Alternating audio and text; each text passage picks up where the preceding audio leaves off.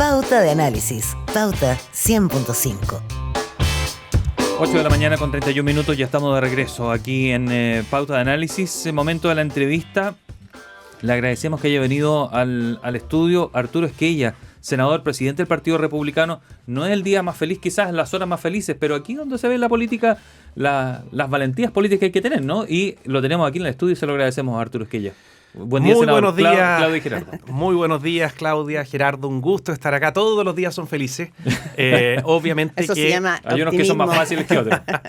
Exacto. Hay algunos que son más fáciles que otros, pero al final, si es que te refieres, digamos, al cambio de gabinete, Por supuesto. hay que entenderlo en el contexto de un equipo completo, que cada cual en el fondo va jugando su rol y tenemos un gran entrenador que en definitiva dice cuando se hacen cambios, solo él en definitiva toma esa decisión y creo que está en la línea correcta en el sentido de pisar el acelerador en algunas cosas que creemos muy importantes y en otras ir avanzando en algo que habíamos dicho en campaña. Yo no sé si recuerdas, Claudia, que para nosotros era bien importante el avanzar en alivianar un poco la carga política del gobierno.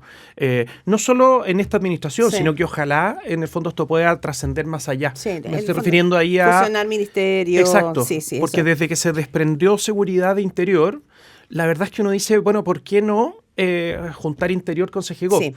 Y estamos en un término medio, porque en el fondo, si bien hay un biministerio, los ministerios siguen siendo tal cual, se podrá observar cómo funciona. Esto tiene que ser con acuerdo con los otros partidos, o sea, con las otras Sí, bancadas. porque cambian las cabezas, Y pero se cambia al final por ley. son dos. Exacto. Pero no avancemos tan rápido, senador Arturo Esquella. Volvamos, rebobinemos un cachito. Usted dice, bueno, acá lo importante es que acá se juega en equipo y el presidente determina qué jugadores entran y qué jugadores salen. Sí, es el ABC, digamos, de la política. Pero y del fútbol. ¿Por qué salen estas dos ministras como jugadoras? ¿Qué pasaba? ¿Qué estaban provocando en el equipo y en el accionar del gobierno? Y se pregunta usted, además como presidente del Partido Republicano y que viene trabajando, ¿no es cierto?, por años en la campaña de José Antonio Kast y en acompañarlo en la moneda. ¿Qué estaba pasando en estos dos ministerios? Yo iría por Seguridad y separado, porque es difícil en el fondo agrupar. Sí. En el caso de la Secretaría General de Gobierno, la ministra, incluso antes de ser ministra, cumplió un rol fundamental desde el punto de vista de conducir las vocerías en la segunda etapa, digamos, de la campaña el año pasado. Se generaba una dinámica muy positiva y buena con todos los equipos del entorno del presidente. Luego, obviamente, era la persona naturalmente llamada a seguir con esa tarea. Y con el paso del tiempo tú te vas dando cuenta de que al final del día, y puede tener que ver con los tiempos que estamos viviendo, las vocerías tienen más que ver con los aspectos técnicos de cada una de las materias que tú estás tratando de transmitir. Entonces, cada vez en el fondo que se va a hablar de una reforma, por ejemplo, en materias económicas, que hemos estado intensamente cargados en estos 70 días a ese tipo de materia, al final el mejor vocero es el que, claro, más allá de la oratoria, más allá de la capacidad en el fondo, que la tiene infinitamente por sobre el resto, Mara, cuando se tiene que entrar, digamos, a la médula de lo que hay que explicar, obviamente que el ministro de la cartera determinada termina siendo, digamos, el más indicado.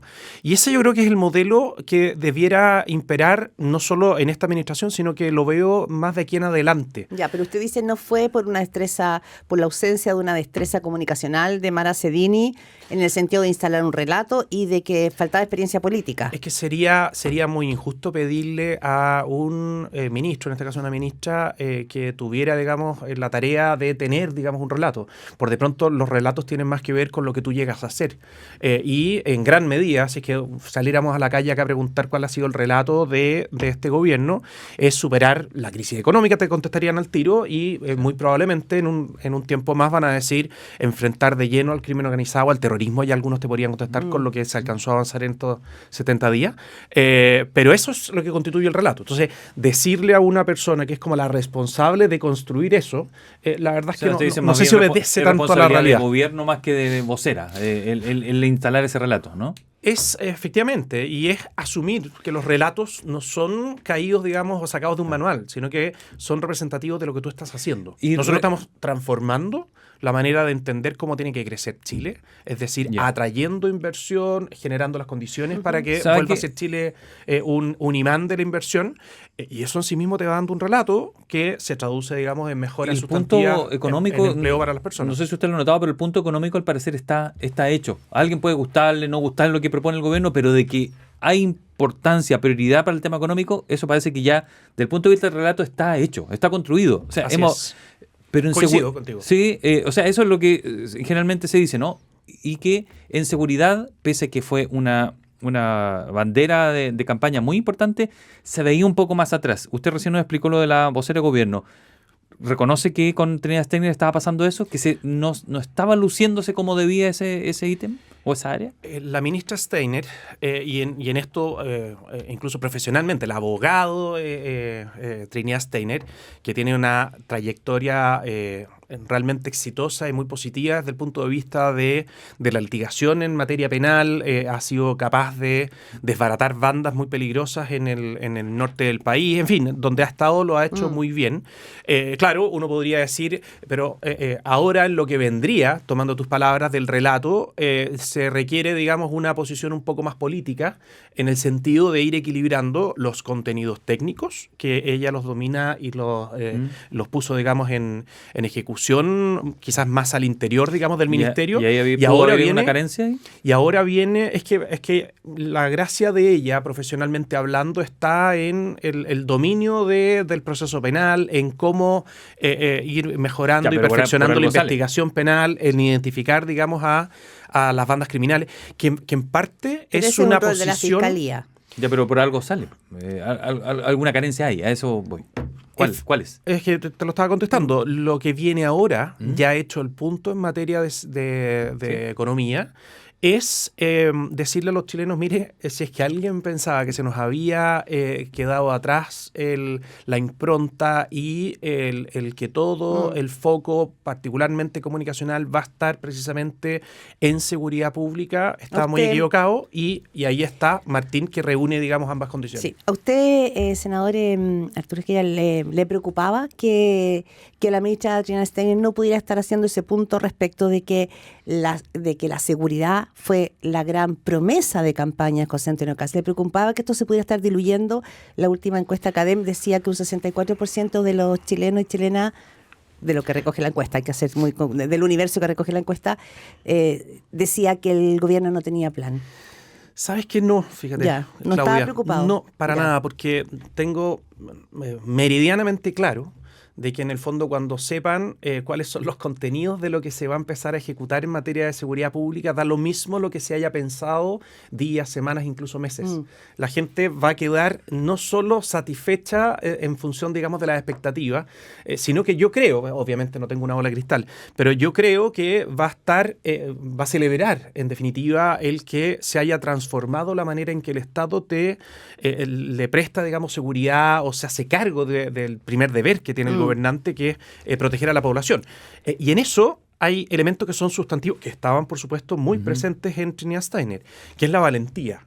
La valentía en el amplio sentido, valentía, digamos, a que te critiquen desde el punto de vista jurídico penal, personas que tienen una falsa concepción o una equivocada concepción de lo que es la protección de los derechos fundamentales. Esa crítica siempre va a estar en función del trabajo que hagas en las cárceles, en fin. Y también la seguridad personal. Y ambas, tanto en la ministra saliente como el entrante, son inquebrantables. Efectivamente, si hay un elemento que tienen junto al presidente de la República, por supuesto, en común, es precisamente esa valentía y determinación para sacar las cosas adelante. Sí, dos cosas. Uno, la pregunta es, se le pedía a la ministra Trinidad Steiner un plan concreto. Cuando estuvimos en campaña hace tan poquito, había un programa de gobierno, y el programa de gobierno tenía que haber un plan de seguridad.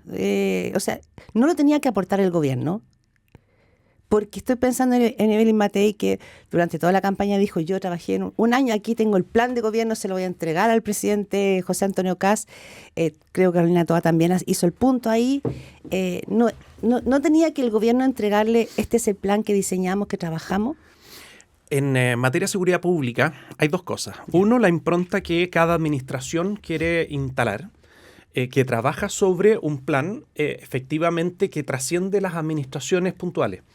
Porque parte, digamos, de la tarea del ministerio y obviamente de su titular de seguridad pública es tener un hilo conductor. Es como en defensa. En defensa se llega y, Dios no quiera, pero si hubiera un caso de guerra, el gobernante, aunque lleve un día, sabe a qué tiene que recurrir porque hay un plan de guerra, claro. ¿no es cierto?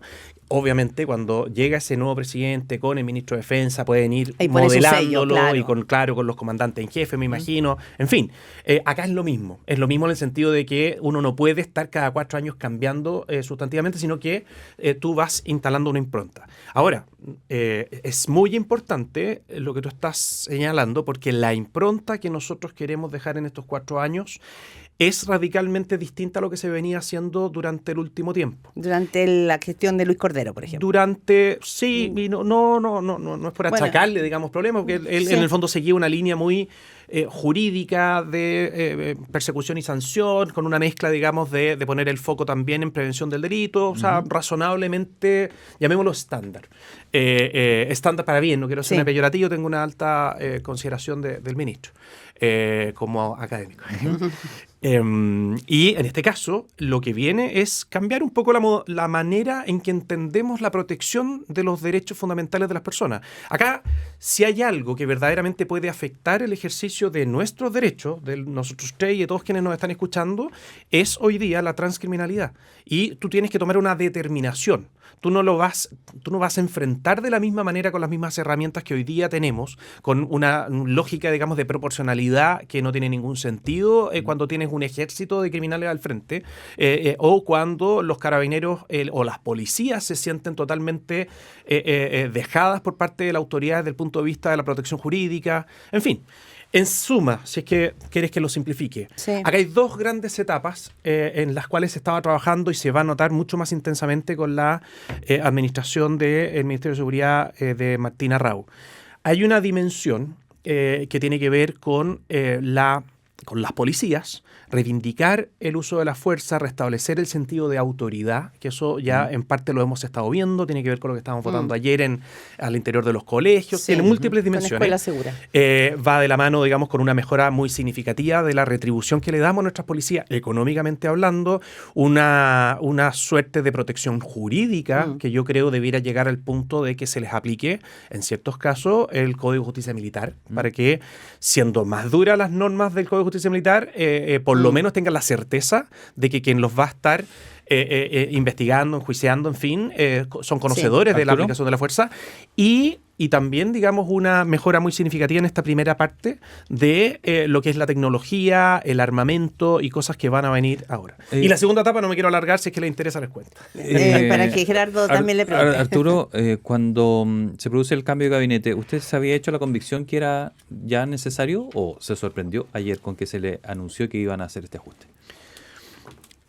A mí me ha tocado en varias oportunidades conversar con las personas, particularmente con el presidente. Obviamente que queremos que siga siendo así, entonces no puedo andar comentando lo que uno comenta, sugiere o escucha en privado.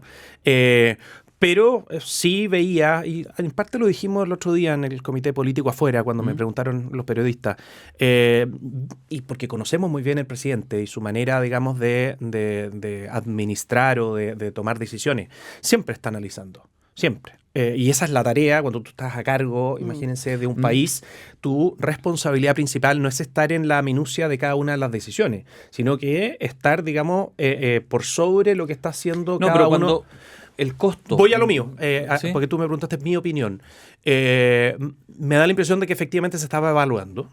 Uno podría caer en la cosa más de forma, porque efectivamente, y es real, muchos decían de estos consejeros o personas en el fondo que te van dando opiniones, o analistas incluso que lo dicen por el diario, miren, no se tiene que hacer un cambio si no es más o menos en la línea de lo que han sido los otros gobiernos. Y ahí estaban como las comparaciones de todos los días. ¿Cómo será que ya todos manejamos que el cambio más rápido 125. Había sido Michelle Bachelet con Andrés Saldívar 125 días? Fíjate el dato que todos manejamos. Bueno, yo creo que es absurdo. O sea, si es que uno uno va a estar preocupado de esas cosas, es caer en una frivolidad del porte un buque, y lo que corresponde es que el presidente necesitaba pasar a la cuenta pública con un nuevo equipo. Un nuevo comienzo. Es que eso es parte de del mismo análisis. Si es que es antes o después de un momento. Cuando tú ya llegaste a la convicción, ¿qué sentido tendría, en el fondo, retrasarlo si tú crees que tienes que hacerlo ahora? Para no ser simplemente para evitar el a mí, el hito, sinceramente, ustedes me preguntan, sé que suena muy de cerca y cuesta que te crean la objetividad, pero la determinación que veo en el presidente de la República para tomar decisiones de esta manera solo me confirman que es la persona indicada para dirigir Chile. Arturo, perdona. Usted cuando hace un par de semanas hizo una crítica al segundo piso, que todo el mundo entendió que era una crítica a un diseño con el que llega el gobierno. Esta salida de dos ministras que no venían de la política, ¿no es también de alguna manera lo que acredita ese cuestionamiento que usted hizo al diseño original, el caso del segundo piso, pero también a la configuración de un equipo político? Tal como tú lo dices, yo no me puedo hacer cargo de lo que todo el mundo interpreta o piensa. No, es una pregunta. Porque simplemente lo que nosotros dijimos es, en el fondo, apuntar a una mejor coordinación, cosa que veo en los hechos que efectivamente, y que es natural, digamos, de que ocurra. Es obvio que eso pasa también, digamos, por ir haciendo ajustes. Los ajustes más disruptivos o intensos son precisamente cuando se hace cambios, digamos, en personas. En ese momento yo no me estaba refiriendo a cambios de personas, en ningún caso, ni siquiera, digamos, hablando, digamos, pero de me accesorios. refiero porque hoy día lo que se señala es que lo que se señala de algunos analistas esta mañana es que este cambio de gabinete lo que cristaliza es el fracaso de un diseño. Es que hablar de fracaso o de éxito es un eje que es absurdo cuando recién lleva 70 días. ¿Quién podría? O sea, creo que el peor error que podría cometer una persona es enamorarse con una fórmula exacta y no ir flexibilizándose en función. Antes de asumir el gobierno, alguien sabía que íbamos a tener que enfrentar, y particularmente lo que le tocó a la vocera de gobierno, una crisis tan profunda, totalmente gratis para nosotros, del extranjero, que se traduce en un alza tan significativa en materia del petróleo, en fin, de la benzina, y eso te cambia todo. Entonces, si es que tú estabas totalmente rígido en una posición y no puedes leer, digamos, eso, es como en otros gobiernos, qué sé yo, el presidente Piñera en el primer gobierno, tenía, digamos, un modelo de gobierno, hay un terremoto y cambia todo, porque en el fondo tiene que poner a otras personas en función de hacerse cargo de esa reconstrucción. Eso es lo que uno espera de un líder, y creo que nosotros estamos en La Moneda con una persona que tiene esa determinación y ese liderazgo para tomar estas decisiones. Usted escucha al presidente de Republicanos, Arturo Esquella, conversando con Pauta de Análisis sobre lo último que ha ocurrido, el ajuste de gabinete ocurrido ayer, o cambio de gabinete, si prefiere llamarle así, con respecto a lo que viene. Usted había hecho el análisis, supongo, ¿no? Puerta adentro de... A veces el costo de algo es más alto del beneficio, y es por eso que los cambios hay que hacerlos. Yo, cuando el auto gasta más de lo que debe para mí, salgo para atrás, lo vendo. Es decir, aquí se aplica un cambio porque el costo estaba siendo muy alto. Usted asumía que estaban arrastrando un costo que probablemente hacía ruido, probablemente ocultaba otras cosas que podía estar haciendo el gobierno, y que eso hacía necesario que fuera ahora el cambio de gabinete.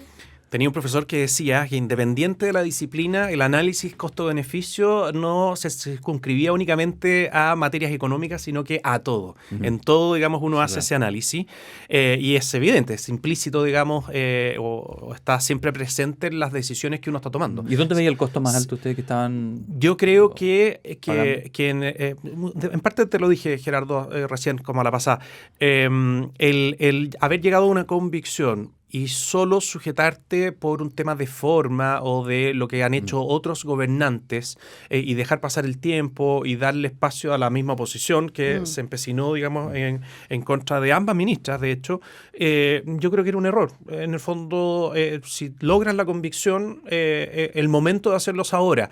Nadie tiene una bola de cristal como para decir, mira, el costo es exactamente... No, pero me refería a decir un costo en agenda, un costo en comunicaciones, un costo de ese tipo, de dejar muchos flancos abiertos y no poder avanzar. El mayor costo habría sido restarle tiempo a esta etapa que va a venir ahora en materia de seguridad pública para que se pueda implementar de la mejor forma posible, y yo creo que eso es positivo. O sea, hoy día tenemos aún, ya hablé en la mañana con el ministro Arrau a cargo de la seguridad pública, poniéndonos a disposición, por supuesto, no solo el partido, sino que en el trabajo legislativo y con toda la experiencia que hemos ido generando en materia de seguridad. Y en el fondo no sé si tiene mucho sentido el dejar pasar días sin que él esté diseñando en gran medida lo que van a ser las próximas acciones. Sí. Va a recoger todo lo que dejó avanzado, particularmente en materia de corrección al modelo de persecución y sanción, es decir, proyectos de ley. Mejoras desde el punto de vista del proceso penal que estuvo trabajando la ministra, que van a entrar, esos insumos ya están. Va a ser una herencia muy positiva de la ministra Steiner, y lo va a tomar Martín Arrau, el ministro, pero de la mano también con cosas que él domina muy bien, conoce a la perfección cada centímetro de Chile, sabe muy bien cuáles son los dolores que estamos teniendo en materia carcelaria, dónde exactamente tienen que ir esas cárceles o ampliaciones de las mismas, en fin, hay ahí un complemento que yo creo que es muy positivo. Sí, senador Arturo Esquella me preguntó si finalmente ustedes están llegando, además, digamos, del anuncio de la interpelación que había hecho la oposición hace 2 días atrás, si usted había llegado a la constatación de que para la ministra Trinidad Steiner era imposible seguir, en el sentido de que ya no tenía por dónde avanzar, porque los cuestionamientos a sus palabras, a su gestión, a la ausencia de un plan que ella misma reconoció que no sabía que tenía que tener un plan concreto, ya había hecho imposible que pudiera como renovar, digamos, su rol en ese ministerio. Yo creo que nunca vamos a saber con exactitud si es que en el fondo se iba a dar vuelta a la página después de esa interpelación que habían anunciado o no, o era parte de un esquema que tenía, digamos, la oposición actual para permanentemente estar desviando la atención de lo que debiera estarse hablando en materia de seguridad pública, estar hablando de temas de forma, de modos. Se puede hacer una sangría política. Entonces, claro, pero es que nunca no me atrevo a ser tan absoluto en la respuesta a tu pregunta, porque simplemente no lo sé. No, pero es cuando la política llega a una constatación, que uno dice... Afortunadamente, la constatación acá, independiente de los análisis que podamos hacer, está cuando el presidente dice se hace un cambio. Y esa decisión la tomó el presidente Kast, y ahora estamos todos con estos ajustes trabajando en función de lo que viene, y yo creo que vienen cosas muy buenas para Chile. Y con respecto al futuro, en lo que se refiere a la figura del ministro Arrau, ayer el Frente Amplio le dio con todo, que no sabía seguridad, etcétera. Pero también tuvimos de lo otro. Hablamos con el diputado Raúl Leiva, que está en la Comisión de Seguridad del Partido Socialista, y él dijo que tenía una muy buena imagen de él, que era bien ejecutivo, que trabajaba bien, y que dijo que no tenía por qué ser un sheriff para asumir en el cargo, y que contara con ellos, que tenía que pasar esto por el Parlamento, más diálogos, específicamente se pedía allí. ¿Cómo ves esa postura, esa división, dos almas distintas? Bueno, primero agradezco que haya quienes en la Cámara de Diputados desde la oposición tengan esa mirada o altura, digamos, para salir de la trinchera y opinar. Creo que es razonable, además, cuando se está asumiendo una tarea tan difícil, compartida y el mismo diputado Leiva siempre lo ha dicho en sus intervenciones, la importancia que le asigna a la seguridad. El Frente Amplio entiendo que se puede deber a la juventud en promedio que tienen, porque el decir, digamos, que no hay experiencia ahí en materia concreta, pero ellos no saben, ahora seguramente van a reparar en eso. El ministro Arrau fue el primer intendente que tuvo la región de Ñuble cuando no había ni siquiera una oficina, tuvo que armarla a partir de nada, sin recursos. Por de pronto, digamos, el intendente era la persona a cargo de la seguridad, a cargo de las policías. Luego de eso estuvo permanentemente formando parte integrante de nuestra comisión de trabajo y de estudio, en el Partido Republicano me refiero, de la seguridad. Es decir, todo lo que nosotros identificamos, hemos incorporado, digamos, a lo que queremos hay que hacer en el mediano y largo plazo, de las experiencias en Italia, en El Salvador, en todo eso, ha sido no solo procesado, sino que estudiado muy profundamente por Martín Arrau, que siempre ha sido una piedra angular, digamos, de ese equipo. Ya, usted lo que subraya es finalmente la llegada de la experiencia política.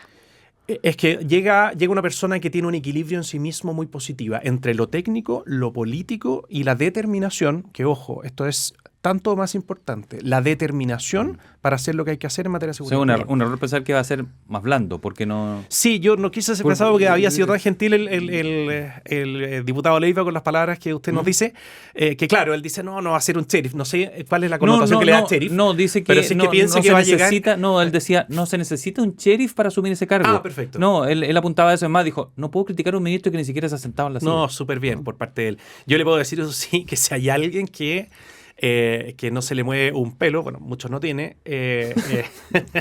para tomar una decisión muy dura, es precisamente O sea, va a ser más mano Raúl. dura que Trinidad Steiner.